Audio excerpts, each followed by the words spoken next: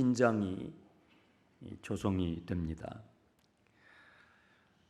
다 기뻐하는 것만은 아니에요. 이삭이 태어났으면 다 기뻐하는 게 아니라 이삭의 출생은 또 다른 누군가에게는 기쁘지 않는 일이에요. 누구예요? 하갈과 이스마엘에게는 기쁘지 않아요. 여러분, 교회가 새로워지고 하나님께서 새 일을 행하시면 다 좋아하는 게 아니에요. 다 좋아하는 게 아니에요. 하갈과 이스마엘은 이삭의 출생을 탐탁지 않아 해요. 좋아하지 않아요. 그와 같이 교회 안에서도 하나님께서 무엇인가를 일을 행하시고 새로운 일을 행하시면 그걸 다 좋아하는 게 아니에요. 그렇지만 필요하죠. 재조정이 필요하죠. 어떤 사람들은 그런 변화를 불편해하고 탐탁지 않게 생각하죠. 하지만 저와 여러분은 하나님이 행하시는 새로운 일에 기쁨으로 동참하시기 바랍니다. 이삭의 출생은 모두에게 기쁨이 되지 않았습니다. 8절, 이삭이 자라서 엄마 사라의 젖을 떼게 되었을 때 큰 잔치가 벌어졌어요. 예전에는 먹을 것이 귀해서, 저도 뭐 그런 장면을 본 적이 있어요. 근데 오늘 말씀이 여기 해당이 되니까, 먹을 것이 참 귀했을 때는 모유 수유를 많이 했잖아요. 그런데 보통은 1년, 2년, 2살 정도 되면 젖을 떼는데, 또 어떤 경우는 초등학교 다닐 때까지도 젖을 먹고 그랬어요. 그래서 학교에 공부하고 가방 이렇게 던지고 또 엄마 젖을 먹어요. 그러니 그 엄마도 참 애를 먹었을 거고, 그렇다고 또 음식이 넉넉지 않았던 시절이니까. 네. 그러니까 그 집안에서 그 아이가 엄마의 젖을 뗐을 때는 축제죠. 이제 이 아이가 이제 자립해 가고 독립해 가는 하나의 신호 아니겠습니까? 그래서 잔치가 벌어진 거예요. 이삭이 젖을 떼는 날 큰 잔치, 기쁨의 잔치가 벌어졌죠. 이삭과 이스마엘이 몇 살 차이죠? 거의 14살쯤 차이가 나요. 그러니까 1살 때 젖을 뗐으면 15살이었겠죠. 2살 때 이삭이 젖을 뗐으면 이스마엘은 16살쯤 됐겠죠. 어떤 10대 후반기 정도 됐을 것입니다. 지난 14년, 14살 차이니까 14년 동안 이삭이 태어나기 전에는 아버지의 관심을 독차지했어요. 아버지의 사랑을 독차지했어요. 이스마엘이. 그리고 엄마 하갈은 이스마엘에게 아무리 봐도 사라가 아이를 가질 것 같지 않으니까 조금만 기다려. 우리 조금만 기다려. 그러면 우리는 되는 거야. 이 집안의 모든 재산은 다 우리 거야 하면서 엄마 하갈이 이스마엘을 키우면서 그런 꿈과 희망을 불어넣었겠죠. 14년이 이렇게 흘러간 것입니다. 그런데 이삭이 태어난 거예요. 이삭이 태어나니까 상속자가 되는 그 꿈이 물거품이 된 것 아니겠습니까? 아버지 아브라함은 이삭만 찾죠. 그래서 이 이스마엘의 마음이 좋지가 않았던 거죠. 9절을 보세요. 사라가 본즉 아브라함의 아들 애굽 여인 하갈의 아들 이스마엘이 이삭을 뭐했어요? 놀렸어요. 어떻게 놀렸을까요? 이 놀렸다라는 이 단어가 히브리어로 짝이라는 단어인데요. 이 단어는 창세기에서 2번 사용됩니다. 여기에서 26장에서 또 한 번 사용이 되는데 우리말로 번역을 할 때는 그냥 놀렸다 이렇게 되어 있어요. 그러니까 형이 툭 치고 하면서 자식하고 이렇게 할 수도 있었겠죠. 그런데 엄마 사라가 보기에는 매우 이 분통이 터지는 장면이었어요. 단순하지가 않았다는 것이죠. 이 히브리어는요 26장에서 한 번 더 나오게 되는데 어떤 장면이냐면 이삭이 그의 아내 리브가를 꽉 껴안는 장면이 나와요. 우리말 성경에는 껴안다 이렇게 되어 있는데 같은 단어예요. 그러니까 놀렸다, 이스마엘이 이삭을 놀렸다 했을 때는 성적인 해코지를 한 거예요. 그런 뉘앙스가 담겨 있어요. 또만 태어나지 않았으면 우리 아버지 재산은 다 내 건데, 근데 너가 태어나는 바람에 이제 물거품이 됐구나 하고 형인 이스마엘이 이삭을 해코지를 한 것입니다. 사라는 뭐 처음부터 이 하갈과 이스마엘을 내어 쫓을 마음은 없었을 거예요. 왜냐하면 14년 동안 하갈이 돌아왔잖아요. 돌아오고 나서 14년 동안 같이 살면서 아이는 태어나지 않았으니까, 그리고 남편인 아브라함이 어쨌거나 사라가 주성을 해가지고 이스마엘이 태어난 거 아니겠습니까? 남편의 자식이니까 14년 동안 이 사라도 이스마엘이 자기 배에서 나온 건 아니지만 자기 자식처럼 여기고 그렇게 살았으니까요.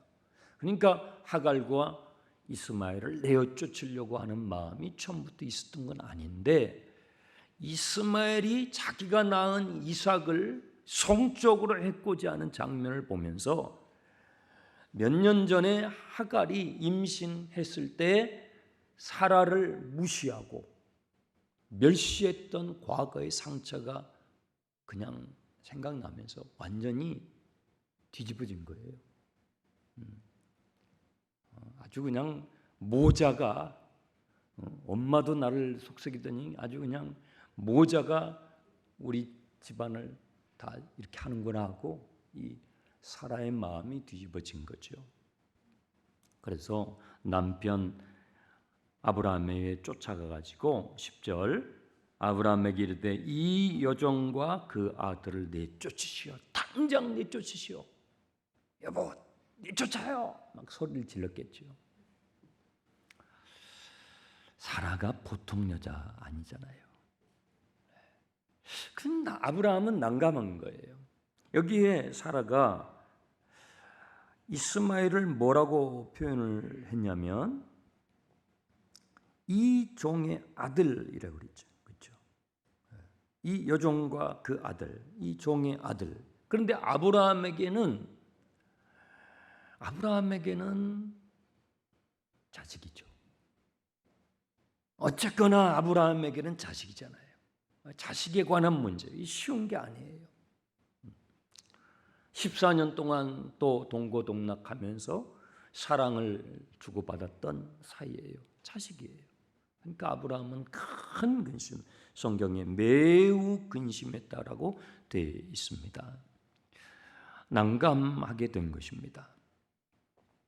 이때 하나님께서 아브라함에게 어떻게 간섭을 하시냐면 12절 하나님께서 아브라함에게 이르시되 너의 아이나 내 여종으로 말미암아 근심하지 말고 사라가 너에게 이른 대로 들어주어라. 사라가 너에게 말한 대로 하라는 거예요.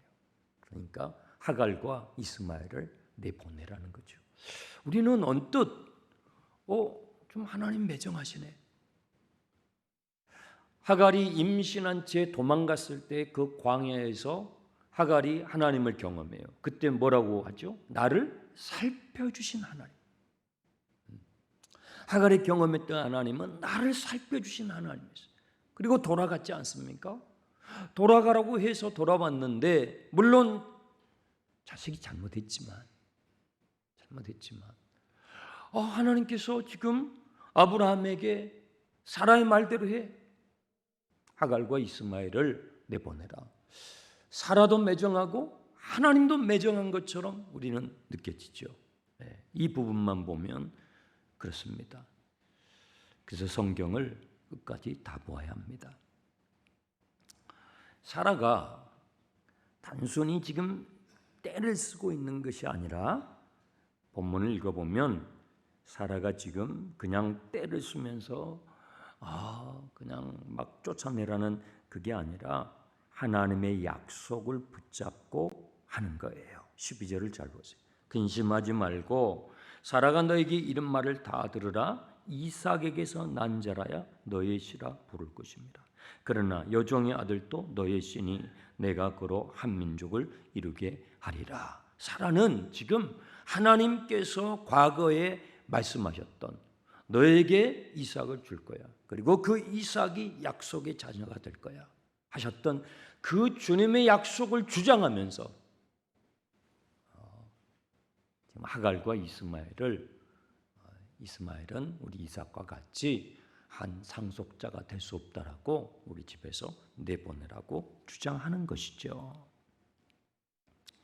하나님께서 이 하갈과 이스마엘을 내보내라고 하시면서 그래도 이스마엘도 너의 신이 너의 자손이니 내가 그로 하여금 한 민족을 이루게 해줄 거야.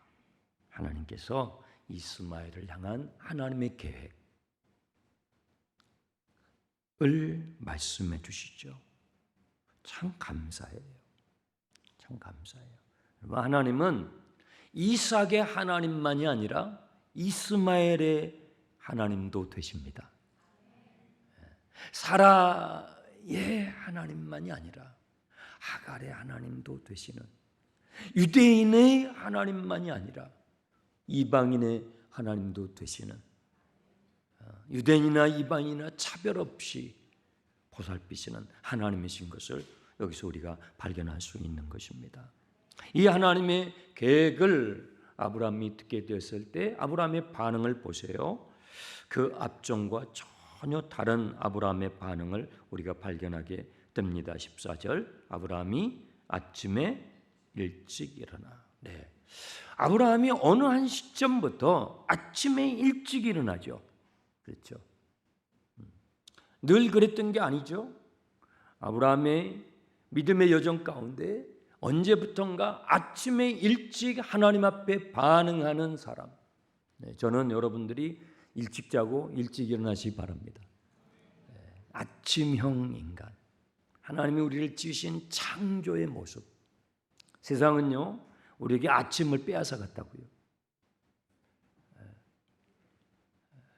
그래도 늦게 자고 싶죠. 하여튼 아침을 빼앗겼어요. 이제는 뭐 자녀들도 뭐 부모들도 아침을 빼앗겼어요. 가장 창조적인 시간이거든요. 가장 하나님의 마음을, 하나님의 음성을 신선하게 클리어하게 들을 수 있는 시간이 이른 아침 시간이에요. 주님께서 예수님의 라이프를 보면 예수님이 아침 새벽 이른 미명에 조용히 아버지 앞에 나가요. 여러분 아침을 되찾으셔야 돼요. 쉽지 않아요. 쉬운 싸움이 아니에요. 아브라함이 아침에 일찍 일어나 하나님의 말씀에 반응합니다. 더 이상 번민하지 않아요. 미적미적되지 않아요. 딜레이하지 않아요. 그렇죠? 하루만 더 기도해 볼까? 하나님, 저 하루만 더 기도해 보죠. 그러지 않아요. 하나님의 말씀을 들을 때 딱 방향을 잡고, 어려운 문제예요. 아주 어려운 문제예요. 둘 다 자식이잖아요. 자식의 문제만큼 부모에게 예민하고 어려운 문제가 어디 있어요. 그런데 하나님의 말씀이 음성이 들렸을 때 아브라함이 아침에 일찍 일어나 순종해요. 미적되지 않아요. 방향을 잡고 눈치 보지 않고 순종하는 이 아브라함의 모습을 우리가 놓치면 안 돼요. 하갈에게 떡과 그 다음에 뭘 주죠? 물 한 가죽 부대를 줘요. 하갈의 어깨에 들쳐매게 하고 둘을 떠나보내요. 참 가슴 아픈 장면이죠. 하나님의 말씀에 순종을 할 때에는 때로는 이런 순간이 있어요. 우리의 의지에, 우리의 감정에 맞지 않죠. 마음이 아프죠. 떠나보내는 거예요. 두 사람은 광야로 나갑니다. 그리고 그 광야를 헤맵니다. 먹을 것이 떨어졌어요. 물도 떨어졌어요. 광야에서 물이 떨어지고 먹을 것이 떨어지면 어떻게 되죠? 죽음을 의미해요.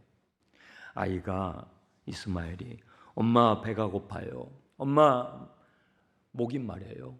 나 더 이상 걸을 수가 없어요. 그런데 먹을 것을 줄 수가 없어요. 물도 없어요. 아이가 주저앉습니다. 하갈이 주저앉은 자기의 아들 이스마엘을 눕혀요.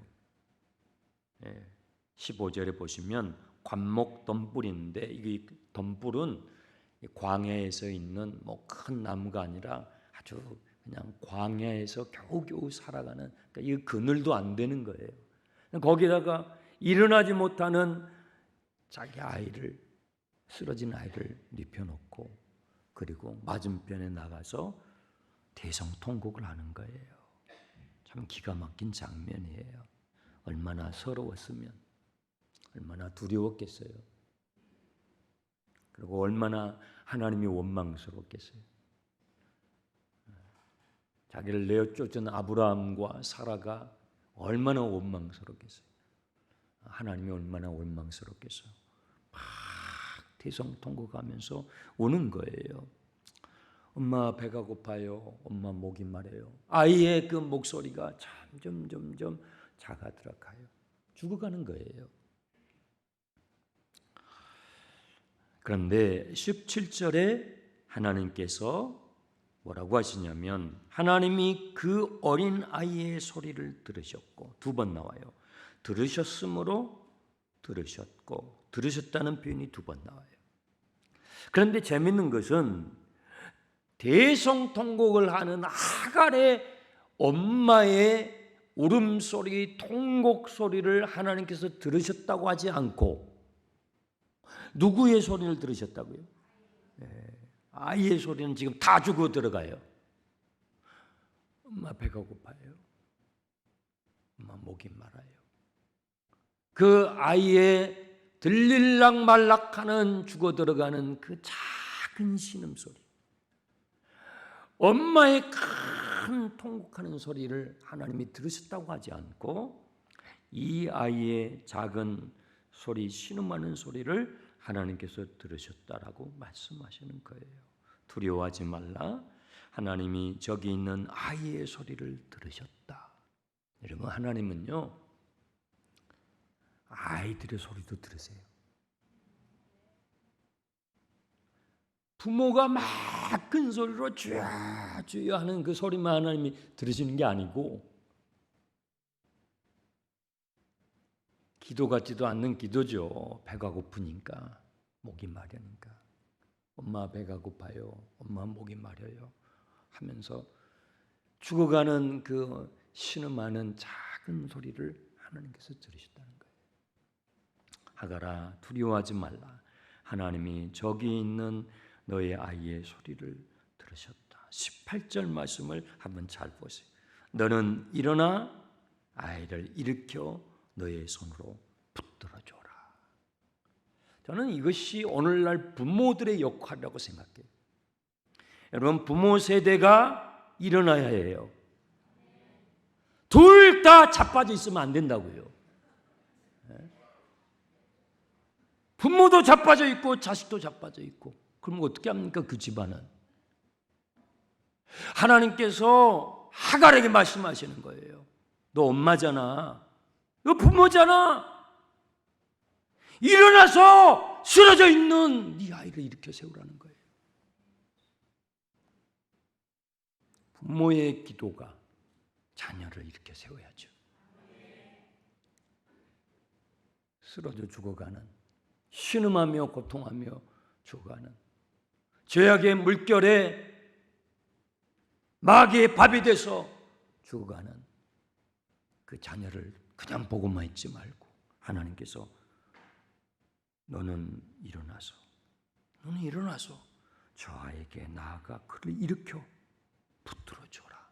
내가 그를 큰 민족이 되게 하리라.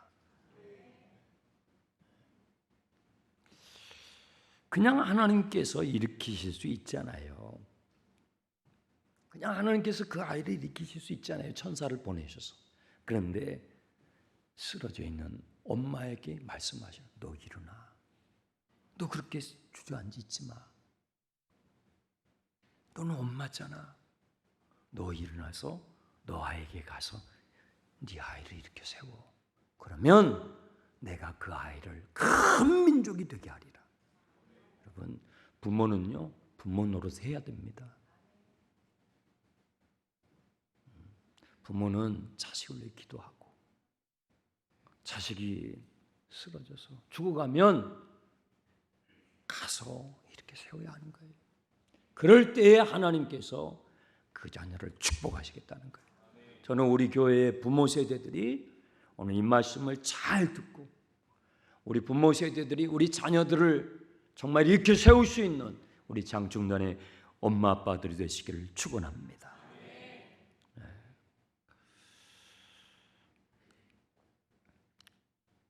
하나님께서 나만 살피시는 것이 아니라 내 자녀도 살펴주시는 하나님이시구나. 하갈이 그걸 경험하는 거예요. 하갈이 도망을 갔었잖아요.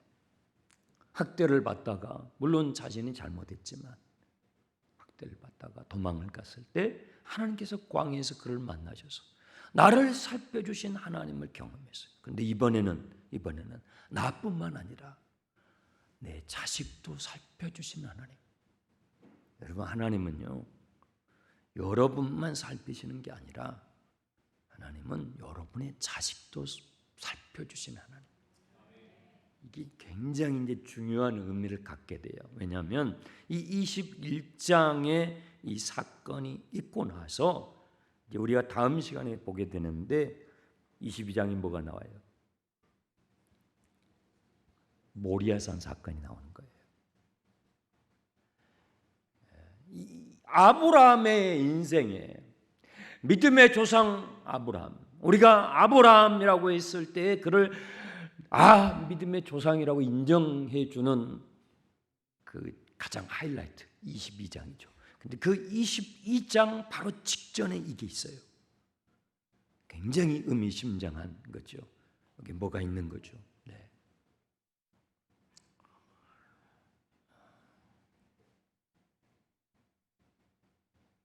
나만 살피시는 하나님이 아니고 내 자식도 살펴주시는 하나님이시구나 하는 것을 하갈이 경험해요. 그 이야기를 아브라함은 듣죠. 아브라함이 하갈과 이스마엘을 광야에 내다보내고 속이 편했겠어요? 이게 성경이 기록됐잖아요. 그러면 종이나 하인을 따라 붙여가지고 뒤에서라도 어떻게 죽었니 살았는지 정말 하나님께서 말씀하신 대로 살려주셨는지 확인이 됐으니까 성경이 기록해 놨을 거 아니에요. 그냥 두 다리 쭉 펴고 아브라함이 찾겠습니까? 그렇지 않았죠. 아브라함도 이 스토리를 듣게 됐죠. 그것이 22장으로 넘어가는 매우 중요한 경험이 된다라는 거죠. 19절에 보시면 하나님께서 하갈의 눈을 열어주셔요. 하갈의 눈을 열어주셔서 그 광야에 물이 다 떨어져서 목이 말라서 죽어가고 있는데 그 샘물을 발견해요. 이 샘은 히브리 말로 베르라는 단어인데 이 단어는 땅 속에서 솟아나는 샘이라는 얘기예요. 고여있는 물이 아니라 속에서 솟구쳐 올라오는 샘을 발견하게 해주셨어요. 그래서 20절에 보시면 이제 이 아이가 그 광야에서 청년이 되고 활을 쏘는 이 세상을 정복해 나가는 그런 모습으로 성장해가는 모습으로 이야기가 일단락이 됩니다. 그런데 이 이야기가 신약 성경에 와서 바울 사도께서 이 사건을 아주 중요하게 더 깊은 의미로 저와 여러분에게 적용시켜 줍니다. 갈라디아서 4장으로 가보겠어요. 신약 성경 갈라디아 4장에 이 같은 이야기가 등장하고 있습니다. 갈라디아서 4장 21절입니다.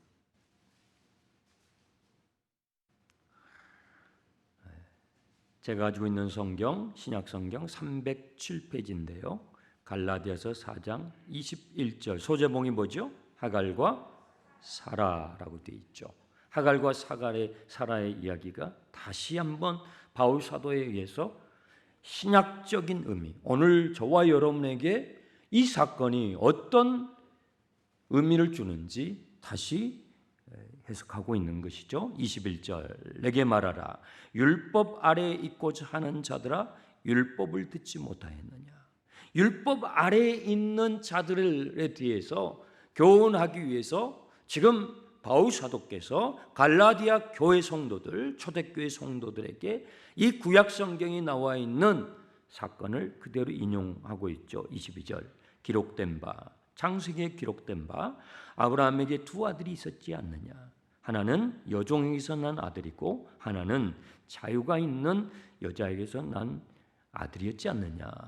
여종에게서는 육체를 따라 태어난 자식이고 자유가 있었던 여인에게서 난 아이는 약속으로 말미암은 자식이었지 않느냐. 이것은 하나의 비유인데 이 여자들은 두 언약을 말하는 거라는 거예요.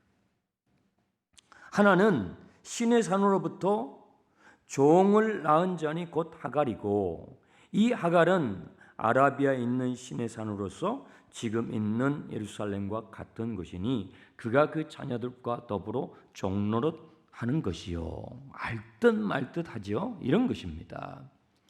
하갈은 종이었잖아요. 원래. 그죠? 원래 종이었어요. 그래서 하갈의 소생인 이스마엘은요. 종의 자식이죠. 그래서 이 하갈은 율법 아래 있는 사람들을 보여준다라는 거예요. 율법 아래서 살아가는 사람을 보여주는 샘플이라는 거예요. 하갈은 종이었고 그의 자식은 종의 자식. 율법은요 우리를 종되게 합니다. 여러분 율법은 하나님의 법이니까 의로운 것이지만 좋은 것이지만 율법으로 우리가 의롭게 될 수 있는 사람이 딱 한 사람도 없어요. 그래서 율법은요 아이러니하게 우리를 종되게 해요.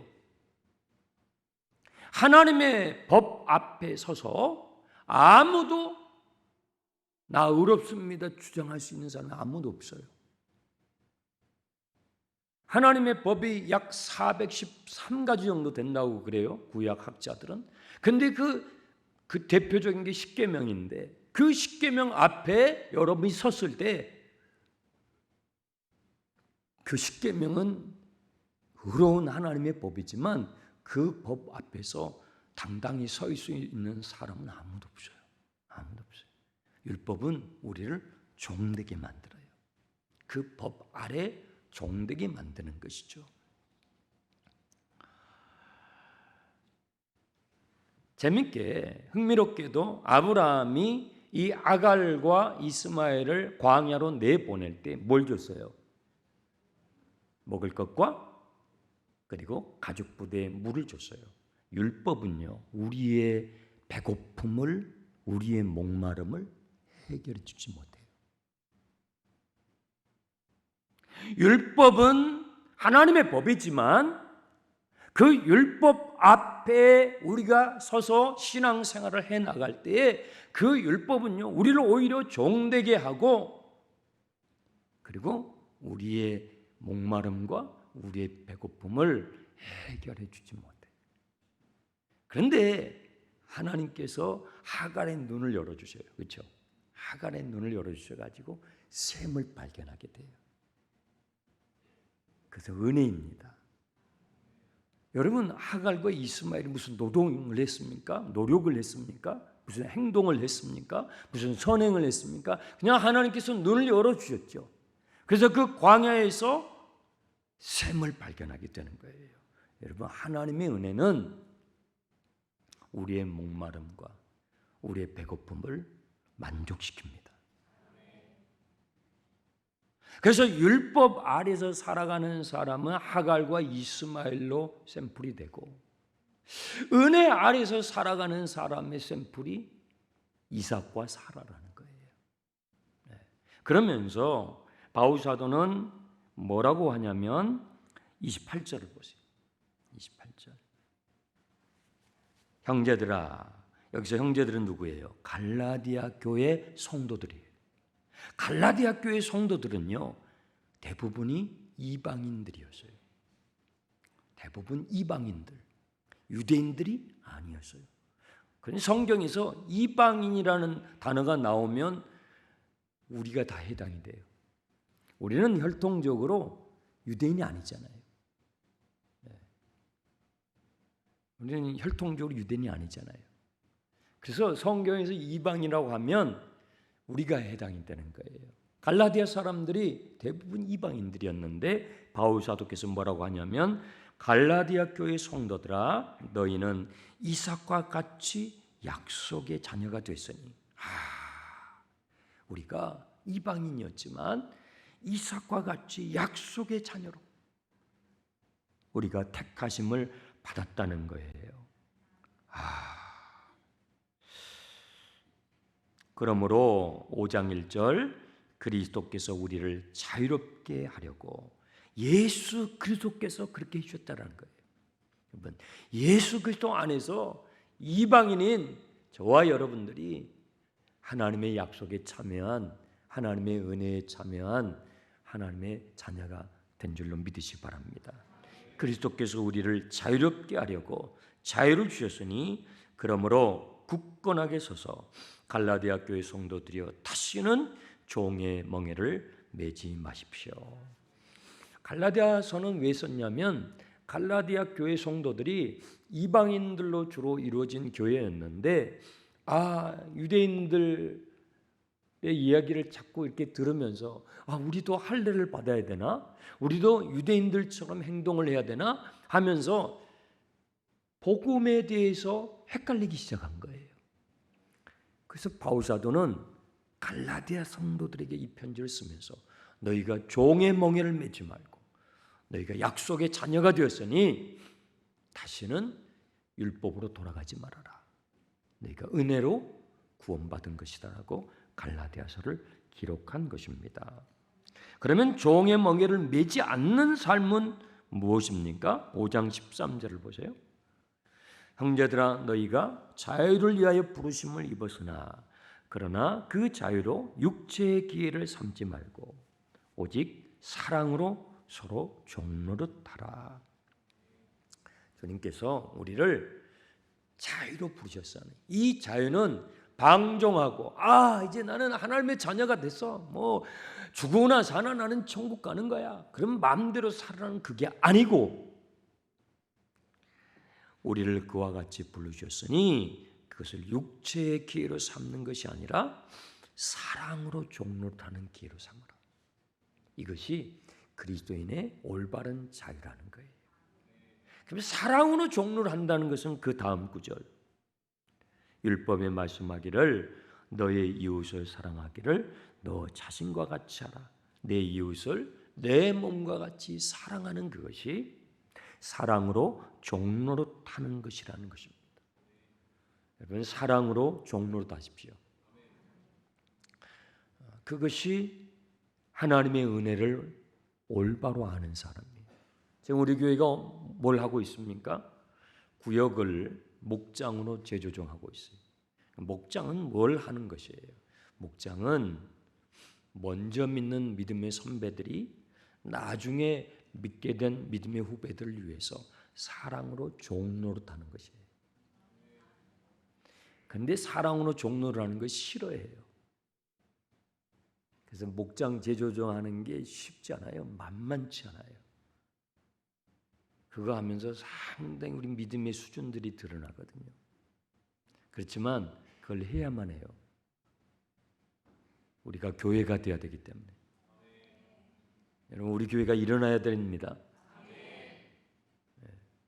교회다운 교회로 일어나기 위해서 우리는 우리의 육체의 소욕이 기뻐하지 않지만 좋아하지 않지만 육체의 소욕은요 성령의 소욕과 늘 충돌해요. 16절 내가 이르노니 너희는 성령을 따라 행하라. 그리하면 육체의 소욕을 이루지 아니하리라. 육체의 소욕은 성령을 거스리고 성령은 육체를 거스리나니. 예수 그리스도를 믿으면요, 두 자아가 싸워요. 하나는 예수님 믿기 전에 나의 옛자, 그리고 예수님을 믿고 나서 성령님이 들어오셔서 나를 거듭나게 하셔서 생겨난 새로운 자아.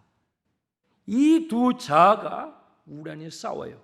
육체의 소욕과 성령의 소욕이 여러분 안에서 싸워요. 성령의 소욕은요, 야, 너 이제는 좀 종노릇 해야지. 사랑으로 종노릇 해. 너 이제 섬길만 해. 신앙생활 5년, 10년 이상 됐잖아. 너 목회자잖아. 너 장로 권사잖아. 너 안수집사인데 이제는 섬겨야지. 그런데 우리 안에 성화되지 않는 우리 옛사람의 본성이 뭐라고 하냐면 싫다는 거예요. 난 싫어요. 성령이 감동에 막 부딪히는 거예요. 여러분 안에서요. 그래서 목회가 만만치가 않는 거예요. 목회는요, 욕망의 충돌이에요. 예배는요, 욕망의 충돌이에요. 하나님의 말씀을 들을 때 여러분 안에 욕망이 충돌해요. 성령의 감동과 육체의 소욕이, 이 본능이 여러분 안에서 충돌한다고요. 여러분 선택해야 돼요. 그런데 육체의 소욕을 선택하게 되면 어떻게 돼요? 19절. 육체의 일은 분명하니 음행과 더러운 것, 호색과 우상숭배, 주술과 원수 맺는 것, 분쟁과 시기와 분냄과 당짓는 것, 당짓는 건 끼리끼리예요. 분열함과 이단, 투기, 술취함과 방탕함, 또 그와 같은 열매를 맺어요.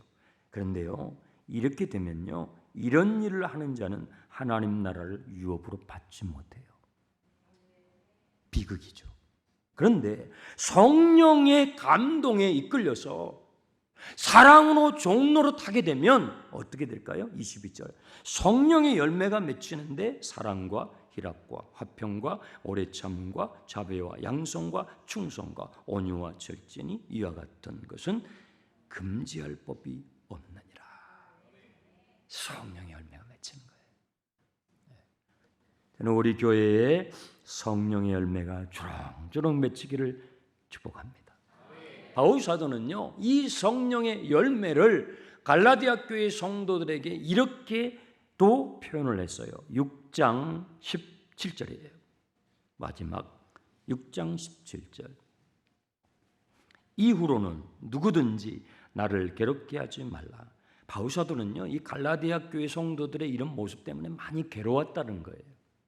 갈라디아 교회 성도들이 영적으로 성장하지 못하고 성숙되지 못하고 육체의 소욕에 잡혀서 있는 모습이 바울 사도는 너무 괴로웠어요. 그러면서 나를 제발 괴롭게 하지 말라. 내가 내 몸에 뭐예요? 예수의 흔적을 지니고 있노라. 성령의 열매는요, 예수의 흔적이에요. 예수님을 따라가는 사람은, 여러분, 도둑놈하고 친해지면요, 도둑놈을 닮게 돼요. 사기꾼하고 친구가 되면요, 어쩌면 그 닮아요. 네. 근데 예수님을 따라가잖아요. 예수의 흔적을 갖게 돼요. 예수의 흔적. 성령의 열매는 예수의 인격이에요. 예수 그리스도의 흔적이에요. 저는 우리 교회의 목회자들이, 우리 교회 장로님들, 우리 교회 권사님들, 우리 교회 안수집사님들, 우리 교회 중직자들 정도 되시면 예수의 흔적이 있기 바랍니다. 예수의 흉터가 있어야 돼요. 그러려면요, 사랑으로 종로를 하세요. 사랑으로 종로를 하는 사람에게 예수의 흉터가 있는 거예요. 육체의 소욕을 따라서 사는 성도에게는 예수의 흔적이 없어요. 근데 바울 사도는요, 바울 사도는 나는 예수의 흔적을 가졌다. 갈라디아 교회 성도들아, 제발 어린아이 같은 심자가 되지 말라고 당부하고 있는 것이죠.